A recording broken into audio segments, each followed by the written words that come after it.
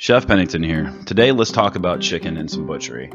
Have you ever cut up your own chicken? Have you ever tried? Have you ever wanted to? You ever thought about being on Chop one day and them giving you a whole chicken and expecting you to butcher it up? It's a pretty good skill to learn. It's not nearly as hard as probably a lot of people think.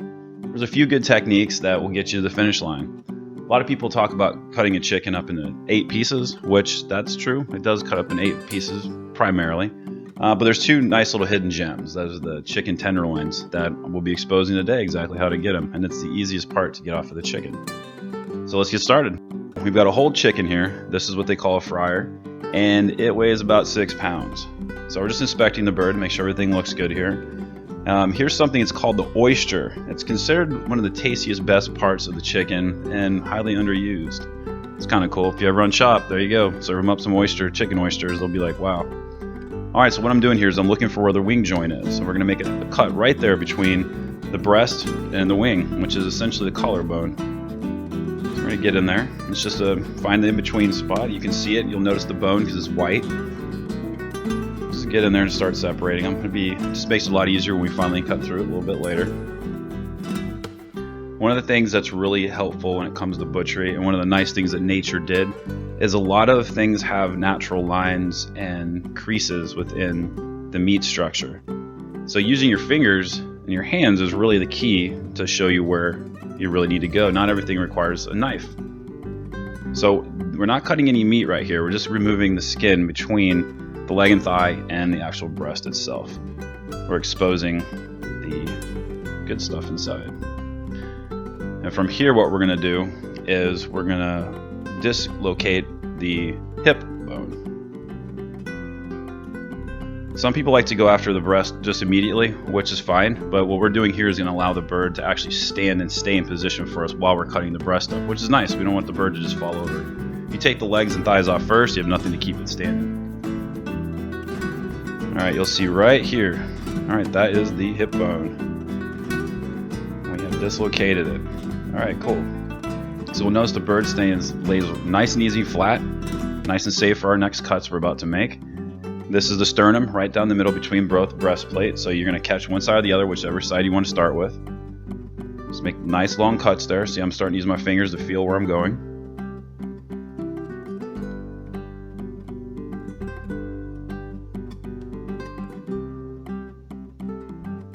So it's been so far, 50-50 between my hands and the blade. Maybe a little more of the blade though.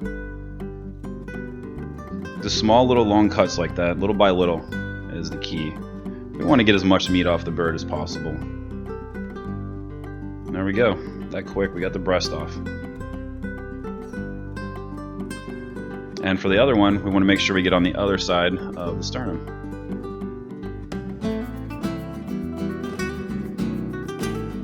Once we get the cut through there, we're going to start using our fingers again. Feeling against the bone there.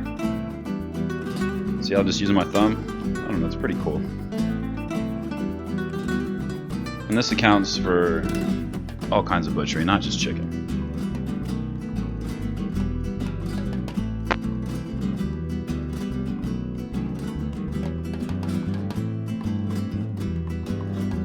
And boom, that's where that first cut by the wing helped out.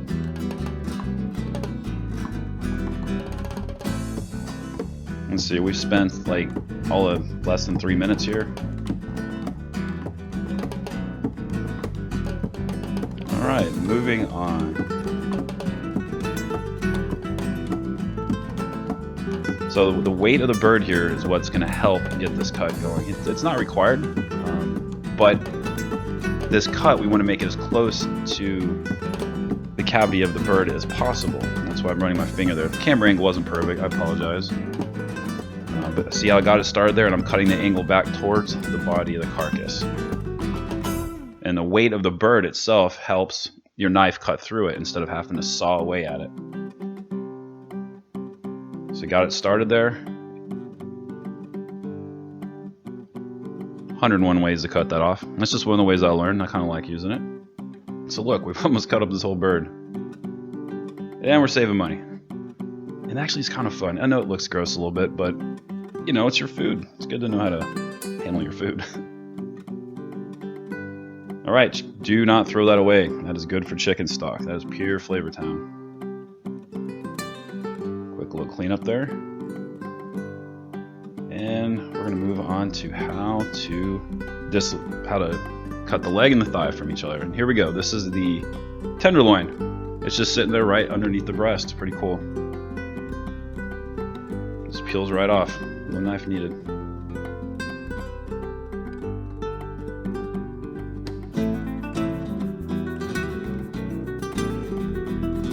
Okay, next we're gonna cut the thigh and the leg apart. One of the cool things is nature gives us our own line. See right there I'm pointing? That's where your knife needs to cut. Now, it's not just cutting along that line. The blade needs to actually be angled for the very first part of the cut towards the leg itself.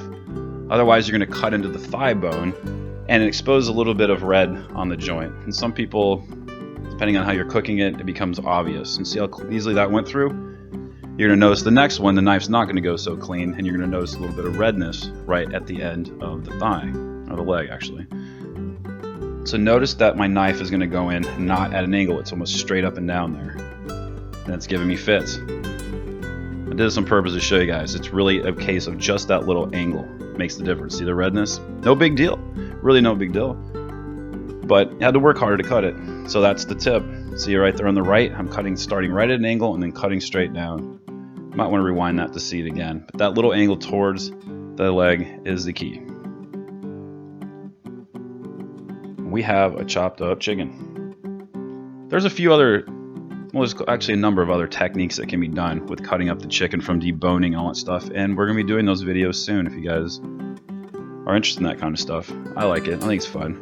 It creates new presentation. And there you have it, guys. Please join us on Facebook and Pinterest. And guys, have a great one. Peace.